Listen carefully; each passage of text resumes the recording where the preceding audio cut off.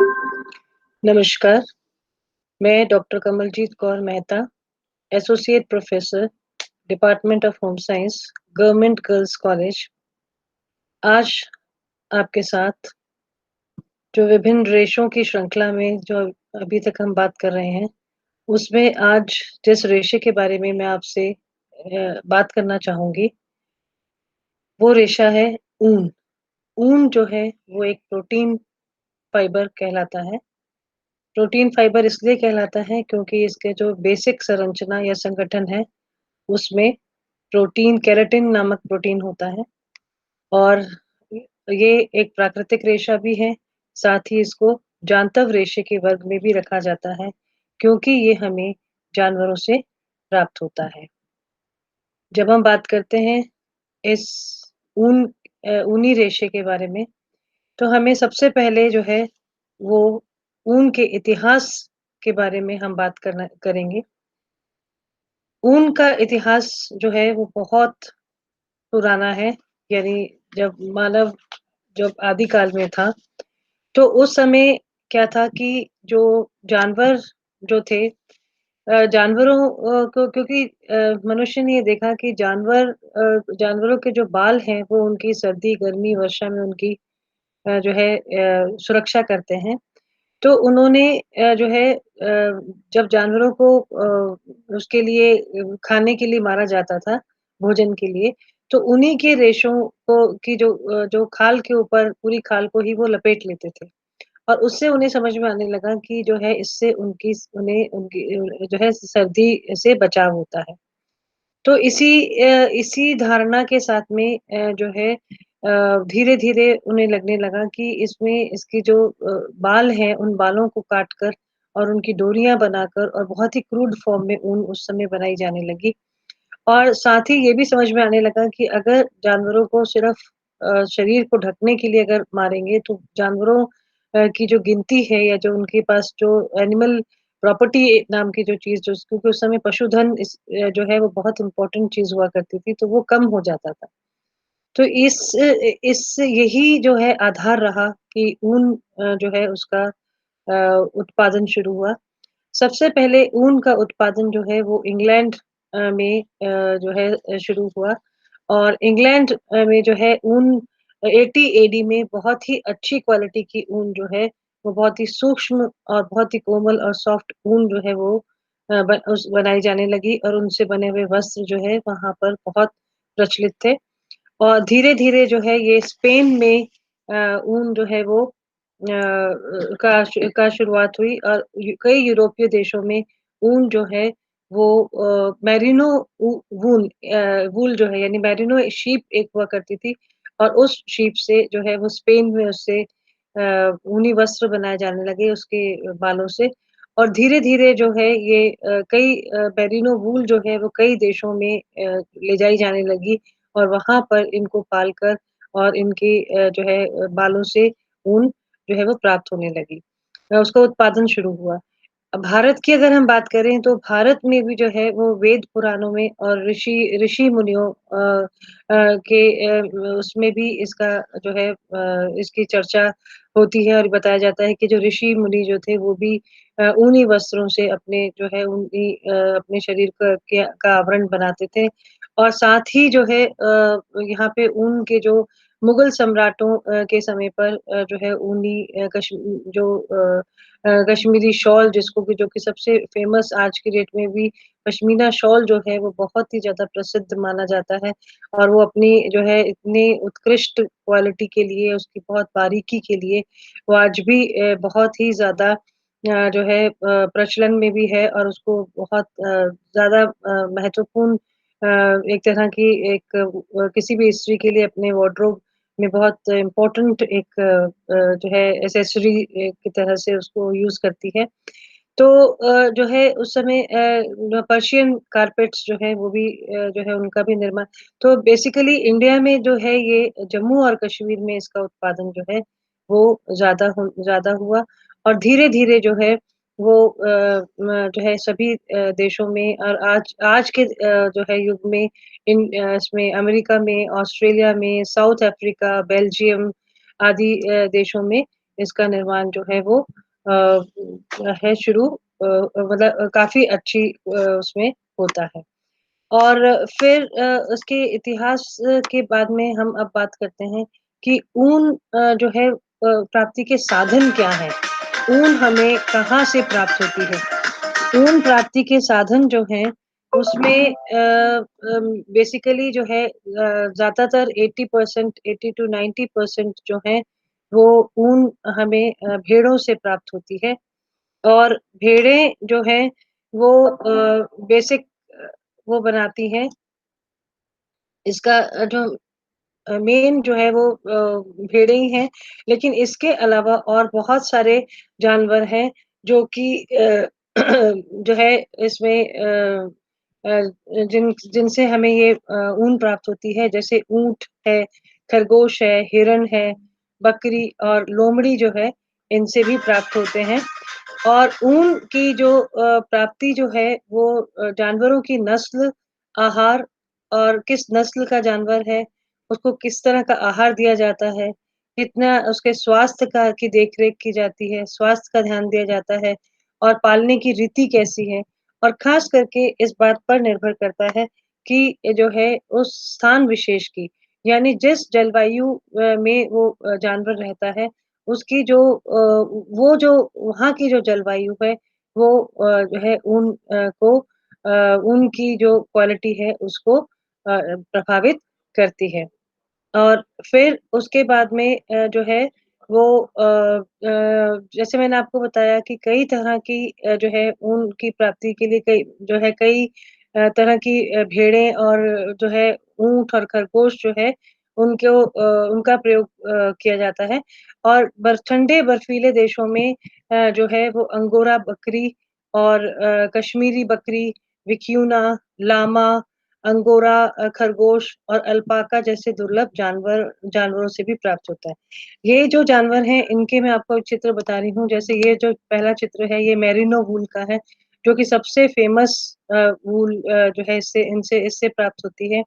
उसके बाद में एक ख़ास तरह की एक बकरी होती है, जिसको कि अंगोरा बकरी कहते हैं। इससे प्राप्त होने वाला रेशा जो है या द जो ऊन होती है, उसको मोहेयर कहते हैं। और ये है एल्पाका एक बहुत ही दुर्लभ जानवर है। इसी तरह से ये कैश घोड़ा जो है, ये एक जानवर है। कैशमेर जो है, ये एक तरह की भेड़ है। इसके अलावा ये लामा जो है, ये भी एक जो है बहुत ही दुर्लभ जानवर है, जो कि ठंडे बर्फीले प्रदेशों में मिलता है। और एक ये खास तरह की रैम्बोयरेट शीप जो है, जिसके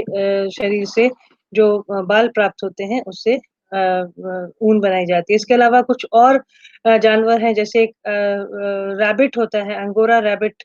जो है, इसके भी शरीर से जो है बाल लेकर और उसके भी अच्छी ऊन बनती है। फिर याक जो है ये भी एक जानवर बर्फीले देशों में है और एक ये 2 हम्प वाला जो है ये एक कैमल होता है, एक खास तरह का ऊँट होता है। इसके भी ये सब आप बाल देख रहे हैं, ये जो आगे की तरफ ये सारे, ये सभी जो बाल हैं और ऊपर इसके जो हम्प्स पर जो बाल हैं, इनका प्रयोग जो है वो इसके लिए ऊन बनाने के लिए किया जाता है। एक चीज़ इसके साथ मैं आपको और क्योंकि ये की बात हो रही है, तो एक कई जो है बहुत सारे जानवर और बहुत सारी भेड़ों बहुत सारे प्रकार के जानवरों से तो प्राप्त होता ही है, लेकिन ख़ास बात ये है, इसमें मैं आपके साथ में एक शेयर करना चाहती हूँ कि एक ही भेड़ के शरीर से विभिन्न श्रेणी के ऊन जो है वो प्राप्त होती है। जैसे आप ये देख रहे हैं ये चित्र में जैसे ये नंबर दिए हुए हैं, जैसे 1, 2, 3, 4 जैसे ये पहला जो है ये बिल्कुल उसके जो नीचे वाला जो हिस्सा होता है गर्दन के नीचे वाला हिस्सा, फिर ये उसके धड़ के हिस्से से प्राप्त होती है। फिर ये उसके ऊपर की तरफ से ये तीसरा, चौथा नंबर, फिर ये 5 नंबर, फिर 6 नंबर और फिर इस तरह से उसका पिछला वाला हिस्सा है वो 7 नंबर। फिर जो बिल्कुल पीछे जो उसके जो हिस्सा आ जाता है पोस्टीरियर जो है उसमें ये है। फिर उसके बाद में आप ये देखिए इसके बिल्कुल नीचे वाले हिस्से पे 10 नंबर आ रहा है। और फिर इसके जो पैरों से जो प्राप्त होते हैं उसका नंबर और कम हो जाता है। तो एक ही भेड़ की जो है उसके कई तरह के यानी ऐसा माना जाता है कि 12 से 15 टाइप की ऊन जो है वो क्वालिटी जो है ऊन की प्राप्त होती है। इसके बाद में हम बात करते हैं ऊनी रेशों के वर्गीकरण की, यानी कि ऊनी रेशे जो हैं वो जिन जानवरों से हमें प्राप्त होते हैं, उनके बारे में हम बात करते हैं। तो जैसे जो सबसे पहला जो है जिसको हम मेमनों का ऊन कहते हैं, ये मेमनों का ऊन जो है ये इस तरह का फ्लीस है जो कि सबसे पहली बार, यानी कि जो जिसको हम फर्स्ट क्लिप कहते हैं, यानी मेमनों के शरीर से पहली बार उतारा हुआ जो ऊन होता है, उसको लैम्स वूल या मेमनों का ऊन कहा जाता है। इस समय मेमने की उम्र जो है वो 6 से 8 महीने की होती है। उसके बाद में आता है होगेट वूल। होगेट ऊन जो है ये एक जो कि 12 से 14 महीने की जो शीप होती है उससे जो कि पहले कभी जिसको पहली बार जिसको कि शेयरिंग की गई हो, जिसके बाल काटे गए हों, इसका फाइबर भी बहुत सॉफ्ट होता है और मैच्योर होता है और उसके भी जो है अच्छी क्वालिटी के इससे वस्त्र बनते हैं। उसके बाद में आता है वेदर वूल। वेदर वूल जो है ये 12 14 महीने का इसमें जो जानवर रहता है और जिसको कि पहली बार शेयरिंग की गई हो जो है ये उसके शरीर से वेदर वूल मिलता है। और फिर ये खींची हुई जिसको पुल्ड वूल कहते हैं, ये जिन जानवरों को मांस के लिए मारा जाता है, यानी मांस खाने के लिए जिन जानवरों को मारा जाता है, उनके शरीर से जो बाल खींचे जाते हैं केमिकल का प्रयोग करते हुए, ये उसको खींची हुई ऊन कहते हैं और ये जो है, ये लो क्वालिटी ऑफ या लो ग्रेड ऊन मानी जाती है। उसके बाद में आता है ऊन। मृत ऊन जो है ये ऑब्टेन की जाती है, ये प्राप्त होती है ऐसे भेड़ के जानवर से जो कि एक्सीडेंटली जो कि जिसकी डेथ हो गई हो, है ना? या कोई उम्र से मर गई हो, तो जो है लेकिन इस ये जो मरे हुए जानवर के शरीर से जो प्राप्त होते हैं वो जो है बहुत ही लो क्वालिटी के, क्योंकि मरने के बाद में जब जानवर के शरीर से बाल उतारे जाते हैं तो उसमें जो ब्लड सर्कुलेशन होता है, वो खत्म हो चुका होता है, इसलिए उसकी क्वालिटी जो है बहुत लो क्वालिटी होती है। और कोटी ऊन जो है ये ऊन जो है ये ऐसे जानवरों के शरीर से प्राप्त होता है, ऐसी भेड़ के शरीर से जो कि प्रतिकूल परिस्थिति में पले होते हैं। यानी कि जिनके लिए बहुत ही सीवियर वेदर होते हैं, तो बहुत तेज़ गर्मी हो और बहुत इस तरह का वेदर हो जो कि अनुकूल ना हो, तो उसको कोटी ऊन कहते हैं। और एक ये जो लास्ट जो है ये इसमें जो टैगलॉक ऊन है, जैसे कि इस चित्र में भी दिखाया गया है, ये जो टैगलॉक ऊन जो है, ये टूटी-फूटी और जो बदरंग ऊन होती है और जो है इसको बहुत ही इंफीरियर क्वालिटी का की जो ऊन होती है, इसको टैगलॉक ऊन कहते हैं। तो ये था क्लासिफिकेशन। अब हम बात करते हैं कि जब ये ऊन हमें अलग-अलग तरह के जानवरों की उम्र के जानवरों से और अलग शरीर के अलग-अलग विभिन्न भागों से मिलती है, तो उससे जो हम वस्त्र बनाते हैं, उन ऊनी वस्त्रों को मुख्यतः 2 वर्गों में बाँटा जाता है। एक होते हैं ऊनी वस्त्र जिनको वूलन फैब्रिक्स कहते हैं और एक होते हैं वोर्स्टेड फैब्रिक्स। ये जो है इसको बेसिकली अगर इसको मैं आपको सामान्य भाषा में समझाऊँ तो जैसे ऊन जो हम लोग ऊनी स्वेटर पहनते हैं, चाहे वो ऊन से घर से बने हुए घर में बुने हुए हों या जो बाज़ार के बने हुए ऊनी शॉल और ऊनी स्वेटर होते हैं और इन्हें तो ऊनी वस्त्र कहा जाता है और वोर्स्टेड वो होते हैं कि जो हम जिनके हम कोट पैंट सर्दियों में जो बनाते हैं, जैसे डिफरेंट तरह के कोट्स होते हैं, ब्लेज़र होते हैं, तो वो उसके लिए जो वस्त्र इस्तेमाल किया जाता है, वो वोर्स्टेड होता है। यहाँ पर जो है इसमें दिया आपको बता रही हूँ कि ये ऊनी वस्त्र और वोर्स्टेड वस्त्र में क्या अंतर होता है। ऊनी वस्त्र जो है वो छोटे रेशे से तैयार होते हैं ये और वोर्स्टेड वस्त्र लंबे रेशे से। इसमें रेशे घुंघराले होते हैं, उसमें रेशे सीधे होते हैं। इसमें धुलाई प्रक्रिया से उनको समानांतर किया जाता है और सीधे ही स्पिनिंग कर दी जाती है। लेकिन क्योंकि वोर्स्टेड की क्वालिटी जो है बहुत अच्छी बनानी होती है, इसलिए उसको और बहुत सारी प्रक्रियाओं से निकलना होता है, जैसे कार्डिंग, कॉम्बिंग और जो है रोविंग इत्यादि, जैसे कि कॉटन में जो पूरी प्रक्रियाएँ होती हैं, वैसी इसमें भी होती है। और फिर जो है इसके बाद में ये रेशे कम मज़बूत होते हैं, ये रेशे ज़्यादा मज़बूत और टिकाऊ होते हैं। ये फुस्सीदार दिखाई देते हैं, ये चिकने दिखाई देते हैं क्योंकि लंबे रेशे से बने होते हैं। ये कमज़ोर होने के कारण ढीले हो जाते हैं, लेकिन इससे वस्त्र टिकाऊ बनते हैं। और ये जो है भारी परंतु मुलायम होते हैं ये और जो वोर्स्टेड्स हैं वो हल्के होते हैं। और इस पे जो है जो की गई इस्त्री होती है वो कम टिकाऊ होती है, उसकी इस्त्री जो है कि वो जो आयरनिंग होती है वो अधिक टिकाऊ होती है। इस पे बुनाई ढीली होती है और इसलिए इस पर अधिक आकर्षक डिज़ाइन के वस्त्र नहीं बन सकते। लेकिन इनकी जो वर्स्टेड्स जो हैं, इनकी बुनाई जो है वो जो है उसमें आकर्षक डिज़ाइन बनाए जा सकते हैं। अब हम बात करते हैं कि जब ऊन जो है उसको किस तरह से जानवर के शरीर से उतारने के बाद में और किस तरह से पूरी वीविंग तक की क्या-क्या प्रोसेस होती है। उसको हम इस उसमें हेडिंग में ले रहे हैं ऊन का उत्पादन और इंग्लिश में अगर हम बात करेंगे तो इसको हम कहेंगे कि steps in processing wool to yarn यानी जो ऊन या का जो रेशा प्राप्त हुआ है उससे जो धागा बनता है वो उसकी पूरी प्रोसेसिंग क्या है। तो सबसे पहले तो क्या होता है कि भेड़ के से ऊन काटकर जो है उनके शरीर से ऊन काटकर एकत्र की जाती है और इसको शेयरिंग कहा जाता है और ये शेयरिंग जो है ये जो है एक दोनों तरह से होती है। हाथ के द्वारा भी काटी जाती है और जो है ये मशीन के द्वारा भी कटाई की जाती है। ये आप चित्र में देखें तो ये व्यक्ति जो है ये मशीन के द्वारा जो है भेड़ के शरीर से बाल काट रहे हैं, इसी को ही शेयरिंग कहते हैं। इसके बाद में जो ऊन प्राप्त होती है, जैसे मैंने आपको बताया था कि एक ही जानवर के शरीर से कई तरह की क्वालिटी कई श्रेणियाँ निकलती हैं, तो इनकी बहुत ही जो प्रशिक्षित और बहुत ही अनुभवी जो काम करने वाले व्यक्ति होते हैं इस क्षेत्र में, वो इन इसको करण करते हैं, इनको अलग से इसकी सॉर्टिंग करते हैं कि लंबे रेशों की, बड़े रेशों की, मुलायम की और कई सारी जो है इसमें कई फैक्टर्स होते हैं जिसके हिसाब से इनकी सॉर्टिंग की जाती है। और फिर उसके बाद में इसकी सफाई एवं धुलाई की जाती है और इसको जो है क्योंकि जब ये शरीर से प्राप्त होते हैं उसके जानवर के शरीर से, तो उस समय उसमें कई तरह की कोई गंदगी और कई तरह के उसके पसीने की और उस तरह की रहती है, उसको सफाई करना आवश्यक होता है और उसके लिए साबुन का घोल और वाष्पित घोलक जैसे कुछ सॉल्वेंट्स जो हैं, उनका प्रयोग किया जाता है, जैसे पेट्रोलियम है और बेंज़ीन है, इस तरह के और फिर जो है या तीसरा तरीका जो होता है जिसमें कि कार्बोनाइज़िंग वगैरह की जाती है, जिसमें कि HCl का प्रयोग करके जो है इसको रेशे को धोया जाता है। उसके बाद में रेशे को जो है धोने के बाद में उसको सुखाया जाता है, लेकिन इसको पूर्णतः नहीं सुखाया जाता है, कुछ प्रतिशत इसमें जल को छोड़ दिया जाता है, जिससे कि उसमें नमी बनी रहे और फिर उसमें ऑयलिंग की जाती है जिसको तेल लगाना कहते हैं। ऑयलिंग में क्या करते हैं कि ऑलिव ऑयल या कोई इस तरह सा हल्का तेल लगाकर उसको जिससे कि उसमें जो बहुत ज़्यादा फैलाव आ गया है, वो एक तरह से इकट्ठा हो पाए और फिर इन रेशों को मिश्रित किया जाता है। अब जैसे एक कई तरह के रेशे हैं। अब उसमें रेशों में कई कई बहुत एक्सपेंसिव होते हैं, कई जो है वो कम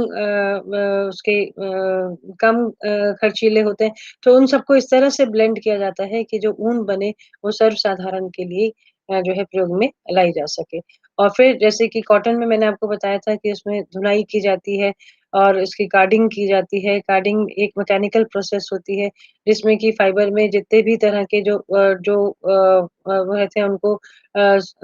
उसकी धुनाई करके और उसको समानांतर लाया जाता है और फिर उसके बाद में इसकी कंघी की जाती है और कंघीनुमा जो है उपकरण से इनके बड़े और छोटे रेशों को अलग किया जाता है और फिर इसकी जो नेक्स्ट प्रोसेस होती है उसको खींचना कहते हैं और खींचने में जो है उसको फाइबर को लंबा खींचकर और फिर उसको जो है उसमें किया जाता है। और एक इसमें और प्रोसेस होती है जैसे रंगाई जो है वो रंगाई के बारे में जब हम डिटेल में बात करेंगे कि रंगाई की प्रक्रिया कैसे की जाती है, तो वो हम उसके बाद बाद में बात करेंगे। लेकिन अभी मैं आपको बताना चाहती हूँ कि कई बार रेशे जो है उनकी रॉ स्टॉक डाइंग भी होती है। यानी ये जो लच्छियाँ जो हैं जैसे इसमें दिखाया जा रहा है, कार्डिंग के बाद में जो है इनको जिस तरह का रंग चाहिए उसमें इनको रंगाई कर दी जाती है और बाद में फिर ये नेक्स्ट प्रोसेस आप देख रहे हैं जिसको हम कताई कहते हैं, इंग्लिश में इसको स्पिनिंग कहते हैं। डाइंग के बाद में फिर इसकी जो है इसको और उसको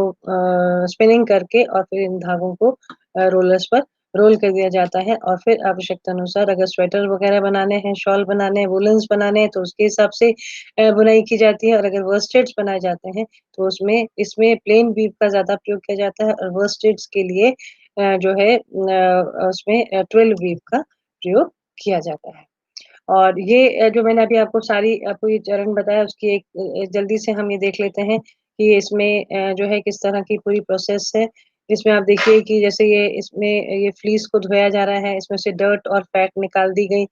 फिर इसकी जो है इसकी सॉर्टिंग हो गई। कि कंधे ऐसे कौन-सी प्राप्त की गई, अलग-अलग तरह से जो है उनकी सॉर्टिंग कर दी गई। फिर उसकी जो है ये कार्डिंग की गई, ये कार्डिंग के लिए उपकरण है। फिर ये कंघीनुमा उपकरण है, इससे जो है छोटे रेशों और बड़े रेशों को अलग कर दिया गया। फिर इसकी जो है ये स्पिनिंग की गई, जिसको कि कताई करना कहते हैं और कताई करने के बाद में फिर ये धागा तैयार हुआ और ये जो धागा है इससे ऊनी और जो आपके जो वर्स्टेड्स हैं, वो पूरे बनते हैं।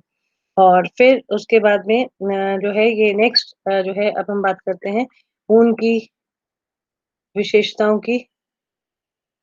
ठीक है, ठीक है। ऊन की विशेषताओं की और इसमें जो है ये विशेषताओं के लिए जो है इसका अगर हम संगठन की बात करें, तो ऊन ही ऐसा रेशा है जो कि ये प्रोटीन फाइबर है और इसमें कार्बन, ऑक्सीजन, हाइड्रोजन और एक सल्फर जो है वो इसमें प्रेज़ेंट होता है जो किसी और रेशे में नहीं है और ये सभी जो है ये मिलाकर एक केरोटीन नामक प्रोटीन बनाते हैं और इसीलिए ये जो है ये प्रोटीन रेशा कहलाता है। और फिर हम बात करते हैं इसकी जो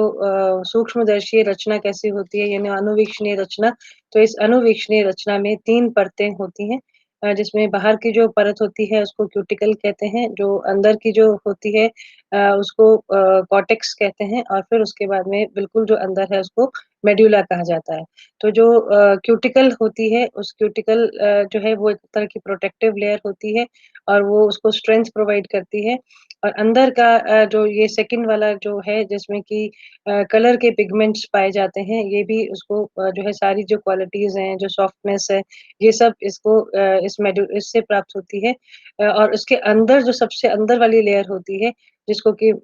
जो अंतः परत होती है, ये मेडुला कहा जाता है। ये सभी तरह की ऊन में एक जैसी नहीं होती, जितनी अच्छी क्वालिटी होगी उतनी ही मेडुला उसमें क्योंकि इसमें एक तरह की ट्यूब जैसी होती है, उसमें एक हल्का-सा सैप भरा हुआ होता है। जितनी अच्छी क्वालिटी होगी उतने ही मेडुला उसमें कम क्वांटिटी में होगा। तो ये इसका जो है ये आप माइक्रोस्कोपिक व्यू इसमें देख सकते हैं। और फिर इसका व्यास जो है ये यानी कितनी इसकी मोटाई होती है वो 0.005 से 0.001 इंच होती है। लंबाई इसमें जो है 1 से 4 इंच लंबा रेशा होता है। कभी-कभी ये रेशे की लंबाई 7 से 8 इंच भी होती है। लेकिन जो वूलन्स होते हैं उसमें 1 से 3 का प्रयोग होता है और वर्स्टेड्स में जो है 3 से 4 इंच का प्रयोग होता है, लेकिन 7 से 8 इंच जो है वो बहुत कम ही प्राप्त होती है। और चमक अगर देखा जाए तो उत्तम कोटि जितनी अच्छी क्वालिटी होगी उतनी ही उसमें कम चमक होती है और जितनी ही निम्न कोटि की ऊन होगी उसमें अधिक चमक होती है।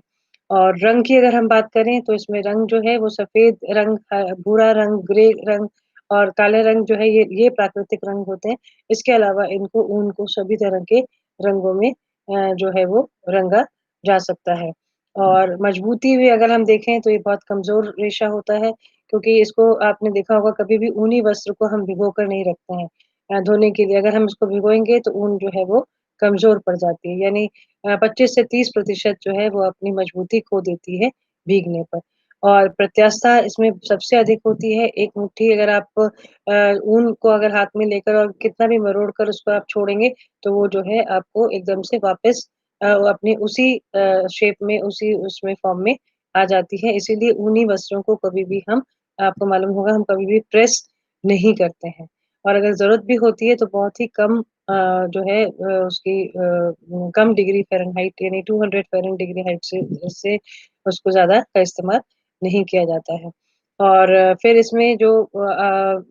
इसमें एब्ज़ॉर्बेंसी जो है वो भी 30% एब्ज़ॉर्ब होती है, बहुत जल्दी गीला हो जाता है, बहुत जल्दी इसको और इसमें पानी और बहुत देर बाद सूखता है और शिकन प्रतिरोधकता जो है वो इसमें बहुत अधिक होती है। इसीलिए मैंने आपको बताया कि ऊनी वस्त्र पर सल नहीं पड़ते हैं और उनको प्रेस करने की बहुत ज़्यादा आवश्यकता नहीं होती है। और धुलाई जो है क्योंकि जो है इसकी रचना जो है कप वो बहुत ही